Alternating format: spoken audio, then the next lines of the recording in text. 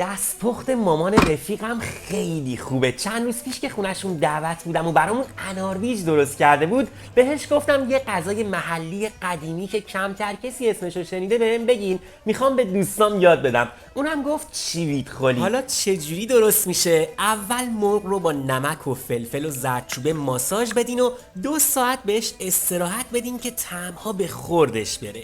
اگرم به زنده نگه داشتن غذاهای قدیمی و محلی علاقه‌مند هستین و میخواین از من حمایت کنین، میتونین این ویدیو رو برای دوستان و عزیزانتون ارسال کنین و با لایک و نظرات ارزشمندتون ازم حمایت کنین. بعد دور تا دور مرغ‌های مزه‌دار شده رو سرخ کنین و یه پیاز رو هم که نگینی و ریز خورد کردین، بعد از سرخ شدن مرغ‌ها کنارشون تفت بدین تا نرم و سبک و طلایی شن و اینجا کمی رب گوجه فرنگی رو تفت بدین تا عطر و رنگش آزاد شه و بعد رب آلوچه رو اضافه کنین و همه مواد رو که یه همی زدین باید گوجه سبز یا همون آلوچه تازه یا اگه نبود خشکش رو بریزین توی خورشت و 1.5 الی 2 لیوان آبم بریزین روش، بذارین 1 ساعت بپزه.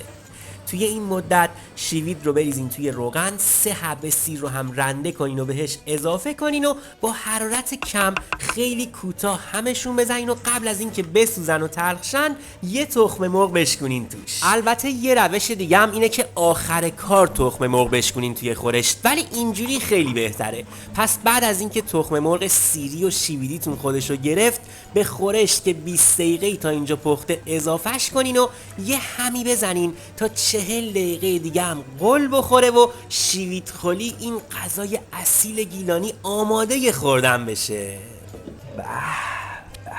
آدم دلش میخواد شیرجه بزنه توی قابلمه به خدا. شما هم حتما امتحانش کنین و از این طعم جدید و متفاوت لذت ببرین. این آموزش هم شیرینی تولدم بود به شما. شما هم برام سلامتی و عمر با عزت که نه، پول زیاد آرزو کنین، پول خیلی زیاد.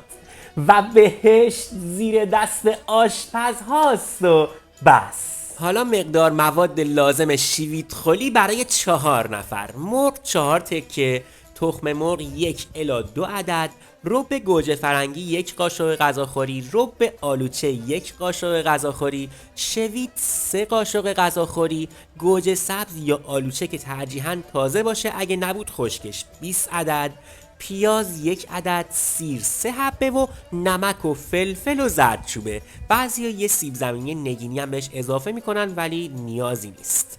امیدوارم درستش کنین و لذتش رو ببرید.